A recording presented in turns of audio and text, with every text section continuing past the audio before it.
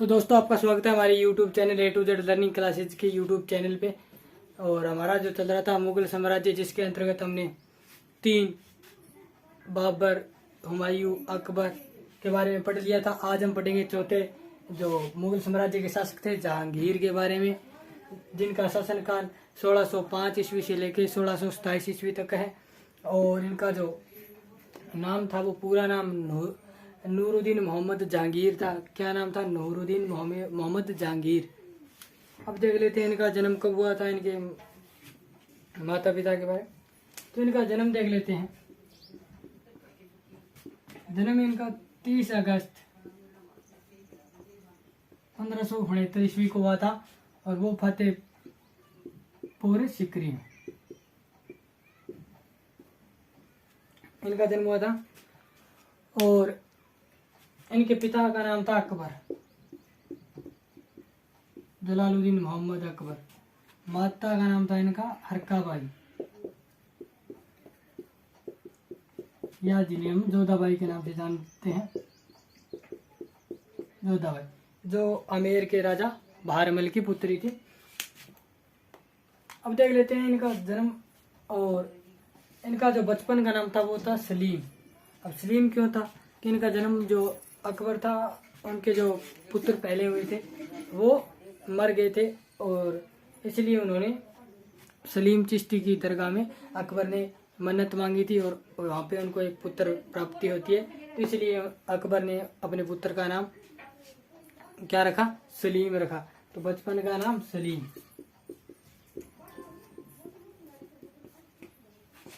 बचपन का नाम सलीम। और इनके सलीम के 2 भाई भी थे, दानियाल और मुरीद। वो अकबर के ही जीवन काल में शराब की लत थी उनको, और वो शराब की लत से यानी मर जाते हैं। अकबर के ही जीवन काल में वो मर जाते हैं।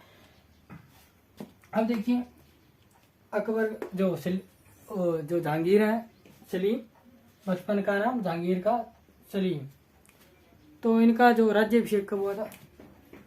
तो राज्याभिषेक यानी ये गद्दी पे कब यानी बैठे थे, तो राज्याभिषेक कह सकते हैं 3 नवंबर 1500 जो है 1605 ईस्वी में ये इनका राज्याभिषेक यानी गद्दी पे बैठे थे। तो गद्दी पे बैठते थे उन्होंने एक उपाधि हम कह सकते हैं ली थी। वो उपाधि थी नूरुद्दीन मोहम्मद जहांगीर बादशाह गाजी। तो इसी के साथ इनका पूरा नाम हो जाता है नूरुद्दीन मोहम्मद जहांगीर बादशाह गाजी। यानी उन्होंने अपने राज्याभिषेक के समय जब गद्दी पे बैठे थे उन्होंने उपाधि ली थी नूरुद्दीन मोहम्मद जहांगीर बादशाह गाजी। अब देखिए इनके जो बचपन की थोड़ी बात कर लेते हैं। तो बचपन में आप अनारकली से इनका प्रेम था, अनारकली से।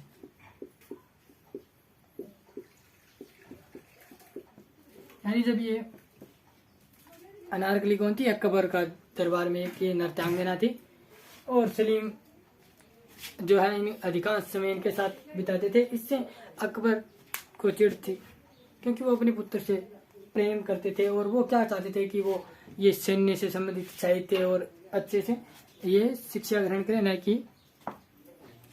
तो इसलिए उन्होंने अनारकली को विदेश यानी काबुल भेज दिया।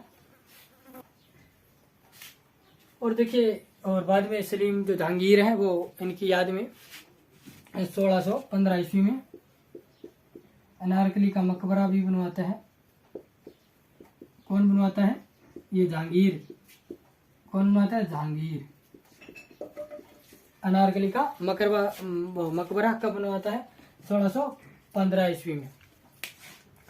अब देखिए जो जहांगीर थे, नूरुद्दीन मोहम्मद जहांगीर, इनके जो प्रारंभिक जो हम कह सकते हैं समस्या देख सकते हैं। तो प्रारंभिक समस्या इनको करनी पड़ी थी। इनका बेटा था खुसरो, यानी खुसरो का विद्रोह इन्हें झेलना पड़ा था। इनका खुसरो का विद्रोह 1606 ईस्वी में। जब ये इनका राज्याभिषेक 1605 ईस्वी में होता है और खुसरो अगले ही साल इनका विद्रोह कर देता है। तो खुसरो को आपको समझने के लिए, खुसरो कौन था? तो खुसरो मानबाई जो जहांगीर की पत्नी थी उनका पुत्र था और जहांगीर को शराब की लत थी, इस कारण मानबाई ने आत्महत्या कर ली। तो खुसरो इस प्रकार से, एक प्रकार से अपने माता का जो मौत का जमींदार है वो अपने पिता को मानता था और इसी के साथ साथ वो उसकी उम्र काफी हो गई थी तो वो शासक बनना चाहता था। अब देखिए इसको समझने के लिए हम चलते हैं जहांगीर की जो शादियां हैं, जहांगीर की शादियां, जहांगीर ने कई शादियां की थी वो देख लेते हैं। प्रथम थी, जो प्रथम शादी थी वो थी मानबाई आमेर से। इनका पुत्र था जो वो था खुसरो। इसी क्रम में जो दूसरी शादी थी वो थी जगत गोसाई। ये भी जो राजस्थान के राजपूत से प्रदेश से संबंधित थे और इनसे उनको पुत्र हुआ था खुर्रम, जो इतिहास में शाहजहां के नाम से प्रसिद्ध हुए और जहांगीर के बाद शासक बने। और तीसरी थी रुखसाना बानो, जिनसे उन्होंने शहरियार, उनका पुत्र था शहरियार। चौथी थी सलमा बानो, कौन थी? सलमा बानो, जिनसे पुत्र कौन सा हुआ? परवेज। और पांचवी थी नूरजहां, इनसे उनके एक पुत्री प्राप्त हुई थी लाडली बेगम। तो देखिए खुसरो सबसे बड़ा था और ये मानबाई का पुत्र था। तो इन्होंने विद्रोह कर दिया और इसने जब विद्रोह किया तो जहांगीर उनको नजरबंद कर देते हैं। फिर ये भागकर 5वें सिख गुरु थे जो अर्जुन देव, उनके पास चले जाते हैं और वहां से उनका आशीर्वाद प्राप्त कर जहांगीर का के विरुद्ध खड़े हो जाते हैं और दोनों के मध्य बहरावल का युद्ध होता है। यानी बहरावल के मैदान में युद्ध होता है। बहरावल के मैदान में क्या होता है? युद्ध। और यहाँ पे खुसरो को बंदी बना लिया जाता है और बाद में इनको नजरबंद किया कर दिया जाता है। और ये भी कहा जाता, ये इसी के साथ खुसरो की दोनों आंखें निकाल ली जाती है और उन्हें नजरबंद कर दिया जाता है। और खुसरो को कई वर्ष तक ये नजरबंद रखते हैं। बाद में देखिए इनके दूसरे जो इनसे छोटे भाई थे शाहजहां, शाहजहां को लगा कि ये जहांगीर के चेष्ट पुत्र हैं, यानी बड़े सबसे बड़े हैं, तो ये शासन के लिए यानी अपनी जो इच्छा जाहिर कर सकते हैं, यहाँ इन्हें शासन मिलेगा। तो इसलिए खुसरो जब जेल में थे यानी नजरबंद थे तो 1621 ईस्वी में खुर्रम ने यानी शाहजहां ने कुछ यानी जो कैदी थे उनकी सहायता से उनकी जो खुसरो की हत्या करवा दी। अब देख लेते हैं, तो ये आगे आपको खुसरो का विद्रोह किस प्रकार हुआ समझ में आएगा। अब हम देख लेते हैं जो जहांगीर का जो आक्रमण, जहांगीर ने आक्रमण किए थे वो देख लेते हैं। यानी जहांगीर के जो आक्रमण थे उनके संबंध में देख लेते हैं। मैं थोड़ा इंडिया का मैप बना लेता हूँ इस प्रकार। ये देखिए जो इंडिया का मैप हो गया, इसका जो ये प्रदेश था, जो ये प्रदेश है ये मेवाड़ प्रदेश, तो उन्होंने मेवाड़ पर आक्रमण किया। यानी जहांगीर का जो आक्रमण हुआ था वो 1613। अब देखिए मेवाड़ पे देखिए अकबर ने भी, महाराणा प्रताप जो शासक थे यहाँ के, तो आक्रमण किया था, बट पूरी तरीके से वो मेवाड़ को विजय अकबर नहीं कर पाया था। इसी संबंध में देखिए जहांगीर, ये भी एक मेवाड़ था तो जो बड़ा प्रदेश था और जहांगीर ने इसलिए इस पे आक्रमण किया। और यहाँ का जो शासक था वो महाराणा कौन थे? उदय सिंह, अमर सिंह, यानी महाराणा प्रताप के जो पुत्र थे वो थे अमर सिंह यहाँ के शासक थे। और यहाँ पे 1613 ईस्वी में जहांगीर अपने जो पुत्र थे खुर्रम शाहजहां, उनको यहाँ पे आक्रमण के लिए भेजते हैं। और यहाँ पे खुर्रम है वो काफी कत्लेआम करते हैं। और बाद में जो है अमर सिंह है यहाँ पे 1615 जो ईस्वी है यहाँ पे मुगल जो है मेवाड़ मुगल संधि हो जाती है, जिसे चित्तौड़ संधि कहते हैं। मेवाड़ मुगल संधि, चित्तौड़ संधि, ये कब होती है? 1615 ईस्वी में मेवाड़ मुगल संधि। इसके अंतर्गत क्या होता है कि थोड़ा सा जान लेते हैं। इसके अंतर्गत क्या होता है कि जो अमर सिंह है, महाराणा अमर सिंह, उन्होंने अधीनता मुगलों की स्वीकार कर लेते हैं ये, और अपने पुत्र कर्ण सिंह होते हैं उनको जहांगीर की सेवा में भेज देते हैं।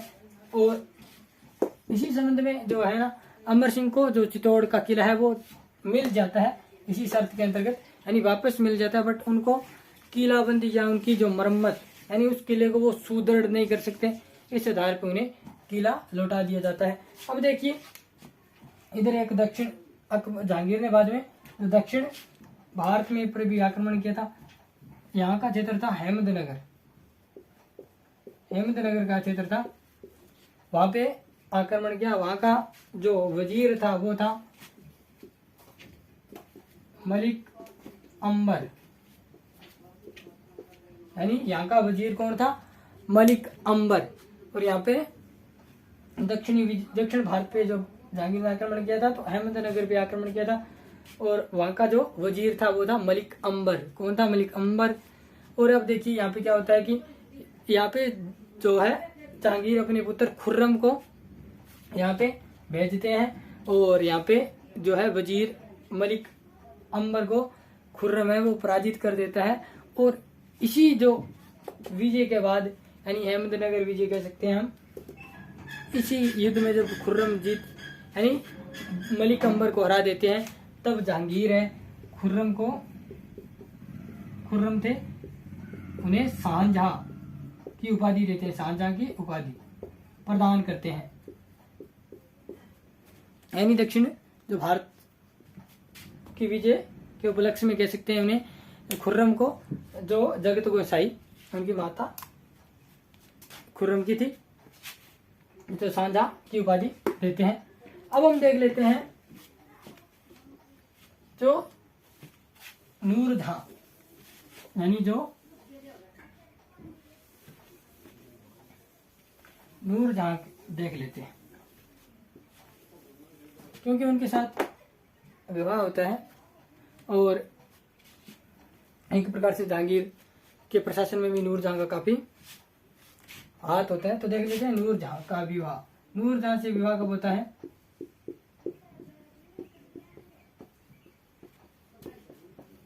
1611 ईस्वी में नूरजहां से विवाह होता है। अब देखिए नूरजहां कौन थी देख लेते हैं। नूरजहां का मूल नाम था मेहरुनिसा।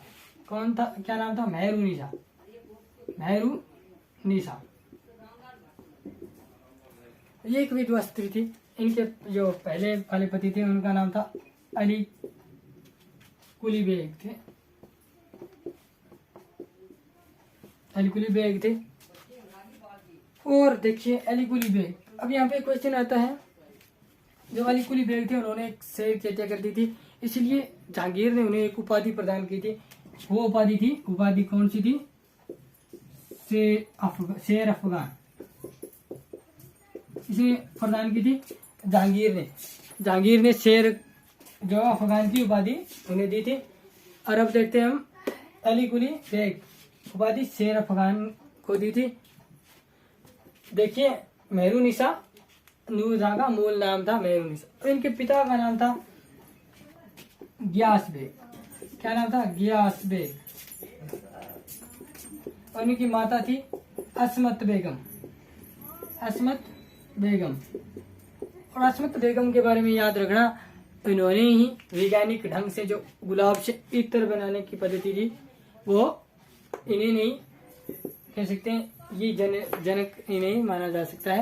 यानी वैज्ञानिक ढंग से इत्र किस प्रकार गुलाब से इत्र बनाया जाता है वो असमत बेगम ने ही पहली बार बनाया था, तो ये याद रखना। देखिए नूरजहां का एक गुट, यानी जब अब नूरजहां से संबंधित ये आता है कि यानी नूरजहां के गुट था एक, जो यानी नूरजहां का गुट था और उसका एक विरोधी गुट था। तो नूरजहां से संबंधित यानी नूरजहां के जो रिलेटिव थे या उनको मतलब जब जहांगीर से इनका विवाह होता है तो उन्हें तो उच्च पद मिलना स्वाभाविक था। यानी नूरजहां से जो रिलेटिव थे उन्हें तो उच्च पद मिलना था। इसी के अंतर्गत यानी उनके पिता को भी उच्च पद मिलता है, उनका भाई था आसफ खां, उनको भी उच्च पद मिलते हैं। और इसी गुट में कौन थे, उनका भाई था आसफ खां, और इसी गुट में थे खुर्रम यानी शाहजहां। कई बार क्वेश्चन आता है कि जो नूरजहां के गुट में कौन शामिल नहीं था, तो ऑप्शन 4 दे जाएंगे जिनमें एक नहीं था। तो 4 कौन थे शामिल थे, उनका पिता यास बेग, असमत बेगम उनकी माता, उनका भाई आसफ खां और खुर्रम जो शाहजहां यानी जहांगीर का पुत्र। तो अब देख लेते हैं नूरजहां से संबंधित हो गया। अब देख लेते हैं हम, अब इसके बाद में हम देख लेते हैं, इसके बाद में देख लेते हैं अब 1623 ईस्वी में आ जाते हैं हम। इस समय क्या होता है कि जो शाहजहां थे, शाहजहां का विद्रोह होता है 1623 ईस्वी में। शाहजहां का विद्रोह किया जिसे मुबारक खां है ना, वो महावत खां दबा देते हैं। बाद में महावत खां ने भी विद्रोह किया जिसे दबा दिया गया। और इतने में देखिए 1623 ईस्वी में जहांगीर की मृत्यु हो जाती है। किसकी, जहांगीर की मृत्यु 1627 ईस्वी में, और शाहजहां शासक बन जाते हैं। अब देखिए जहांगीर से संबंधित है कि जहांगीर का मकबरा यानी जहांगीर का मकबरा, जहांगीर का मकबरा शाहदरा लाहौर में है। और किसने बनवाया, शाहजहां ने। यानी जहांगीर का मकबरा किसने बनाया, शाहदरा लाहौर में है ये मकबरा जहांगीर का, जो शाहजहां ने बनवाया था। किसने, शाहजहां ने। अब देखिए जहांगीर है, उन्होंने अपनी आत्मकथा भी लिखी थी जिसका नाम था तुजुक ए जहांगीरी, जिनसे जहांगीर के बारे में काफी जानकारी मिलती है। तुजुक ए जहांगीरी ये लिखी थी फारसी भाषा में उन्होंने। और बाबर ने अपनी जो जीवनी लिखी थी तुजुक ए बाबरी, वो लिखी थी चंगताई भाषा यानी तुर्की भाषा में लिखी थी। अब हम देख लेते हैं जो जहांगीर ने कला के संबंध में जो भी सुधार किए थे, जानने दो जो क्या इन्होंने अपना योगदान दिया कला साहित्य स्थापना के जो क्षेत्र में उन्होंने क्या अपना योगदान दिया, वो देख लेते हैं। तो देखिए मुगल जो साम्राज्य यानी मुगल काल के संबंध में जो जहांगीर का काल था वो चित्रकला का स्वर्ण युग माना जाता है। यानी जो चित्रकला का जो काल था, यानी जो जहांगीर के समय चित्रकला का जो काल था जिसे मुगल काल का यानी स्वर्ण युग माना जाता है। क्या स्वर्ण युग, इस समय यहाँ पे देखिए 2 चित्रकार थे प्रसिद्ध से जो जहांगीर के दरबार में रहते थे। कौन, पहला था मंसूर। कौन था, मंसूर। दूसरा था अबुल हसन, ये याद रख लेना, अबुल हसन। अब देखिए इनको उपाधि दी गई थी। ये क्या थे, ये पक्षी विशेषज्ञ कह सकते हैं हम, पक्षी से संबंधित चित्र बनाते थे और ये व्यक्ति के चित्र बनाते थे, व्यक्तियों के हैं।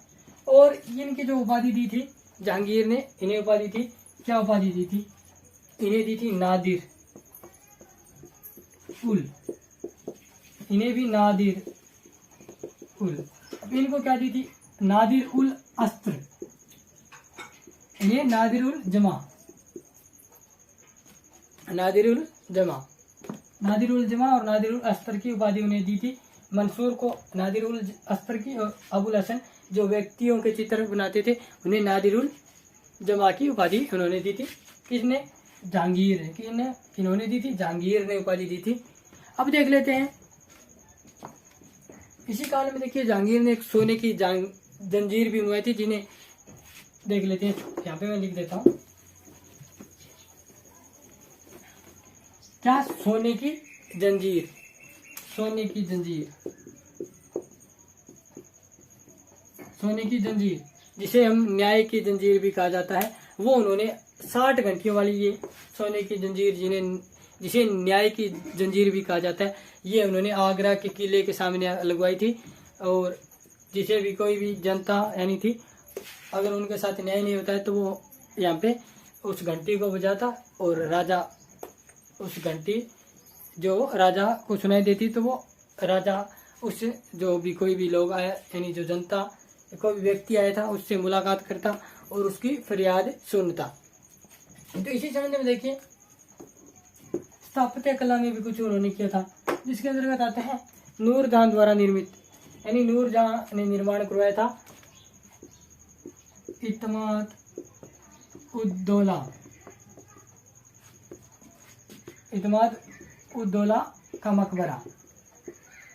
ये इत्माद उद्दौला का जो मकबरा का निर्माण किसने करवाया था? नूरजहां, जिनका मूल रूप से जो नाम था मेहरुनिसा। इत्माद उद्दौला का मकबरा, इत्माद उद्दौला का मकबरा किसने बनवाया था? तो नूरजहां ने। और ये इत्माद उद्दौला कौन थे? तो ये ग्यास बेग, इनके पिता ग्यास बेग नूरजहां के पिता थे ग्यास बेग, जिनको जहांगीर ने इत्माद उद्दौला की उपाधि दी थी। और ये नूरजहां ने अपने पिता की याद में मकबरा बनवाया था। और ये प्रथम मकबरा था जो संगमर, सफेद संगमरमर से निर्मित था। पहला मकबरा जो सफेद संगमर से बनाया गया था, सफेद संगमरमर। इसके बाद शाहजहां थे, जिन्होंने 7 जो बड़े बड़े आश्चर्य है उनमें से एक आगरा का जो किला है, यानी आगरा में जो स्थित ताजमहल भी बनवाया था, वो भी सफेद संगमरमर से था। बट पहला जो मकबरा था ये सफेद संगमरमर से इत्माद उद्दौला का मकबरा था जो नूरजहां ने बनवाया था। अब हम तो आपने देखा जहांगीर के बारे में, आज आपने बहुत ही अच्छे तरीके से समझा। आई होप आपको जो जहांगीर के बारे में सारी बातें मैंने बताई है समझ में आई होगी। तो वीडियो अगर समझ में आई है और वीडियो अच्छी लगी है तो वीडियो को लाइक करें और हमारे channel A to Z learning classes को सब्सक्राइब करें। धन्यवाद।